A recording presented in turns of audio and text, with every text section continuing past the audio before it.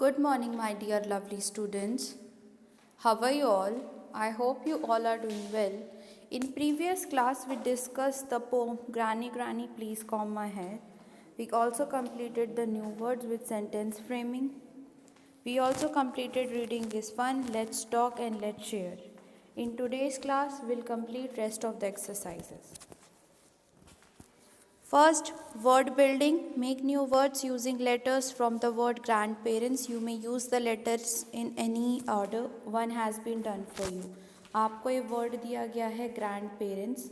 Okay, आपको इन words इस word को यूज़ करके इसमें जो लेटर्स हैं उन लेटर्स को यूज़ करके न्यू वर्ड्स बनाने हैं.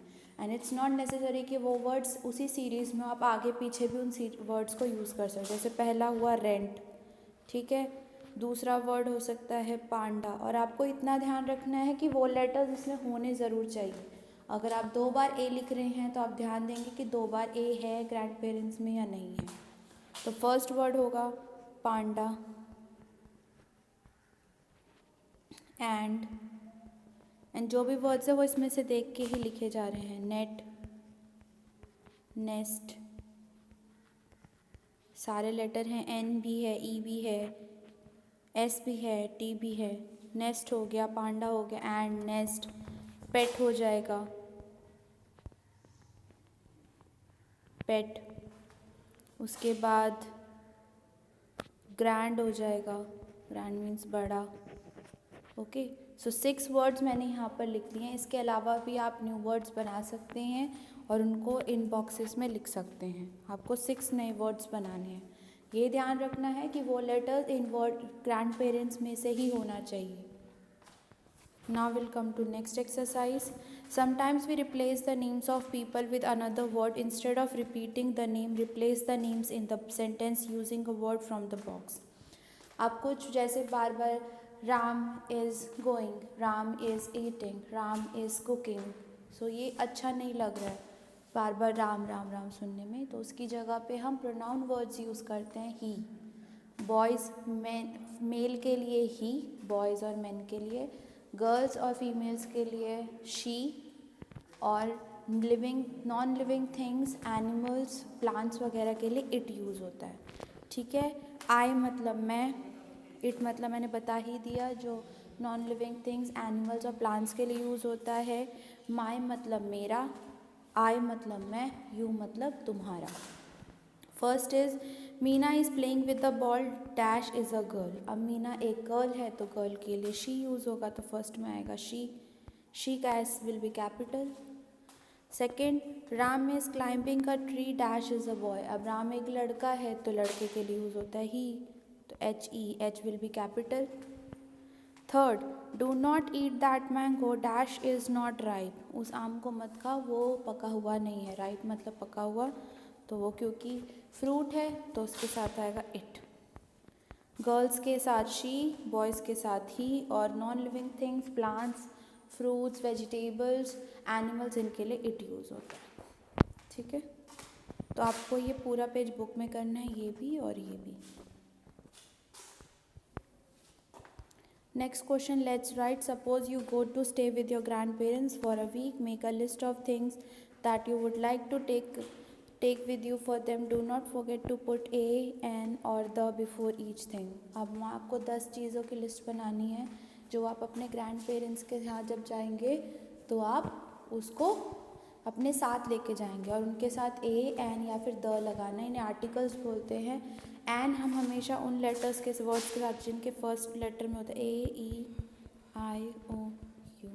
कोई भी वर्ड अगर इन 5 लेटर से शुरू हो रहा है, इस साउंड से शुरू हो रहा है, तो उसके साथ क्या लगता है, उसके साथ एन लगेगा. जैसे an apple, an orange,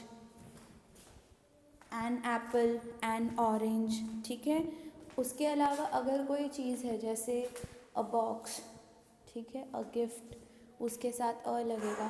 the हमेशा जो सर्टेन चीज़ होती है उनके साथ, जैसे द क्लास, द रूम, उनके साथ लग सकता है. तो यहाँ पर आप लिख सकते हैं अ सोप. आप कौन कौन सी चीज़ें लेके जाएंगे? A soap, an apple, an orange, a banana. Okay. A bag, आप बैग लेके जाएंगे, या फिर अ सूटकेस। उसके बाद टिकट लेके जाएंगे, टिकट के साथ द लग जाएगा, द टिकट। तो आपको ऐसी 10 चीज़ें लिखनी है। मैंने आपको सिर्फ एग्जाम्पल्स दिए हैं, आप कोई भी 10 चीज़ें लिख सकते हैं जो आप अपने साथ लेके जाना चाहेंगे। नेक्स्ट, फ़न टाइम। आपको एक थैंक यू कार्ड बनाना है अपने ग्रैंड पेरेंट्स के लिए। इसमें वही सब बताया है। तो आप एक कार्ड बनाएंगे, थैंक यू कार्ड। उसमें आप उनकी पिक्चर पेस्ट कर सकते हैं, उनकी पिक्चर ड्रॉ कर सकते हैं, या फिर कुछ और फ्लावर्स वगैरह बना सकते हैं। What ever decorative thing you can, आप कुछ पेस्ट वगैरह कर सकते हैं और आप फिर कार्ड बना के मुझे भेजेंगे।